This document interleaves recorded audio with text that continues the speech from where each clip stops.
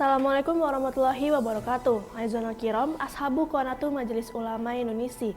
Sanuqonimulakum nasrah, al-khabaru waki bimatifikasi halian. Ma'akum sofa mafuzosina manitifikasi fil akhbari minha.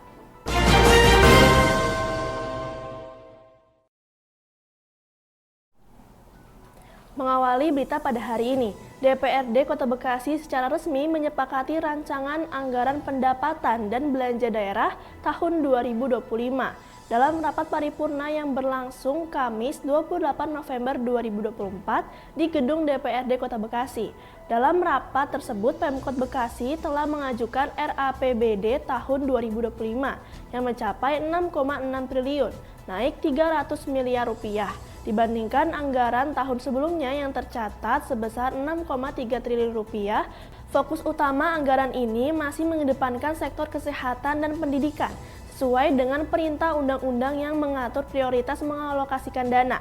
Lia Erliani selaku Sekretaris DPRD Kota Bekasi menyampaikan laporan keuangan daerah dengan total pendapatan sebesar 6,7 triliun rupiah pada tahun anggaran ini. Namun belanja daerah tercatat lebih besar, yaitu 6,9 triliun rupiah. Dalam laporan tersebut, pembiayaan daerah mencapai 258 miliar 398 juta rupiah. Rinciannya, jumlah pengeluaran biaya sebesar 78 miliar 394 juta. Sementara pembiayaan neto mencapai 186 miliar rupiah. Dengan selisih antara pendapatan dan belanja, Kota Bekasi menghemat anggaran pengelolaan yang efisien untuk menjaga stabilitas keuangan daerah. Setelah melalui proses evaluasi oleh Gubernur Jawa Barat, RAPBD ini akan disahkan menjadi APBD 2025 yang diharapkan dapat mendukung pelaksanaan program pembangunan dan pelayanan publik yang lebih baik untuk masyarakat Kota Bekasi di tahun mendatang. Berita selanjutnya, Kepala Divisi Sosdiklih, Parmas, dan SDM Komisi Pemilihan Umum Kota Bekasi, Afif Fauzi pada Kamis 28 November 2024 menyatakan bahwa pelaksanaan Pilkada 2024 di Kota Bekasi berlangsung lancar, tertib, dan kondusif.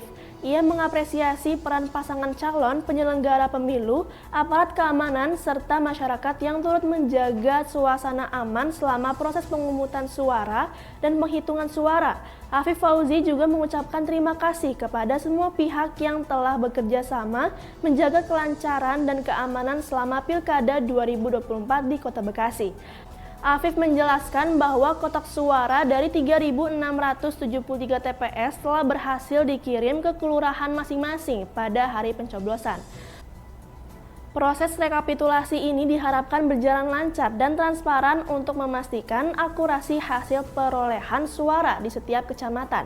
Menurut Afif, sesuai dengan Undang-Undang Pilkada, pemilihan kepala daerah hanya berlangsung dalam satu putaran, kecuali di DKI Jakarta yang menerapkan sistem 50% plus 1.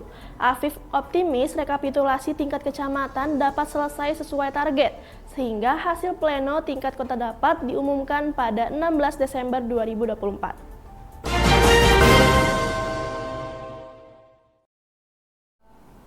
Berita selanjutnya, Dinas Perhubungan Kota Bekasi akan mengevaluasi rekayasa lalu lintas di Bilangan Pekayon, tepatnya di area Pakuwon Mall Bekasi. Kepala Dishub Kota Bekasi, Zeno Bakhtiar, mengatakan sejumlah upaya untuk mengurai kemacetan siap dilakukan bersama mengembang Pakuwon Mall Bekasi, seperti diantaranya kembali melakukan kajian terhadap titik in-out dari akses masuk dan keluar mall.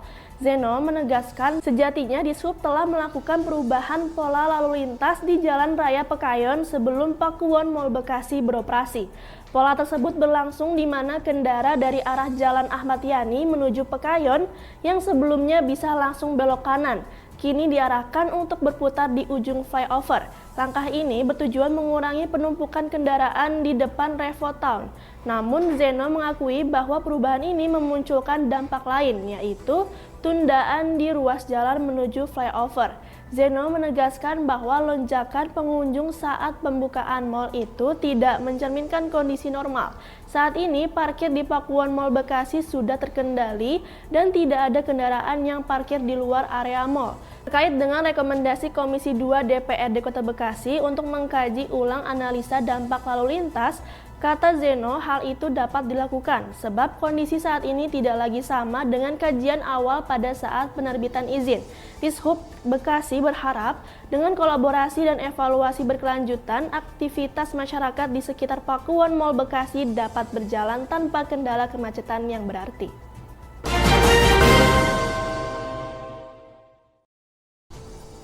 Berita selanjutnya, mohon bantuannya dari Syiar Islam Persada 212 atau organisasi masyarakat lainnya untuk warga yang terdampak banjir.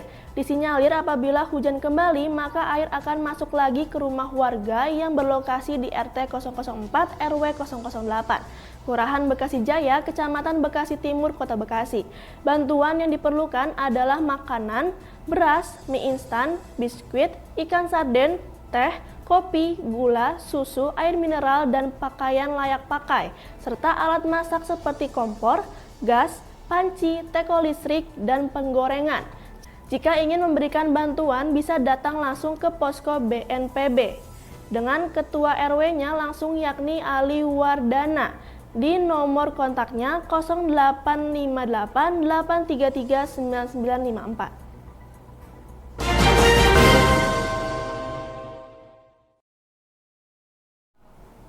Mengakhiri berita pada hari ini, memprihatinkan memang nasib tempat penampungan air di Taman Harapan Baru, Kecamatan Medan Satria, Kota Bekasi. Pasalnya kini dipenuhi eceng gondok dan terlihat tak terawat. Bahkan di sisi kanan jalan, besi penutup sudah mulai hilang. Kamis 28 November 2024, eceng gondok sudah memenuhi seluruh kolam penampungan dan tak dapat menahan air yang banyak.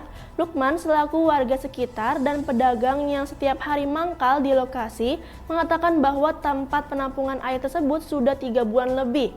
Eceng gondok menumpuk yang menyebabkan kenaikan air yang sangat drastis saat hujan lebat.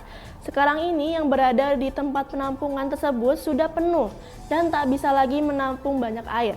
Aji selaku warga sekitar juga menambahkan agar pemerintah Kota Bekasi lebih memprihatinkan keadaan tempat penampungan air di Taman Harapan Baru ini agar bisa lebih bagus lagi.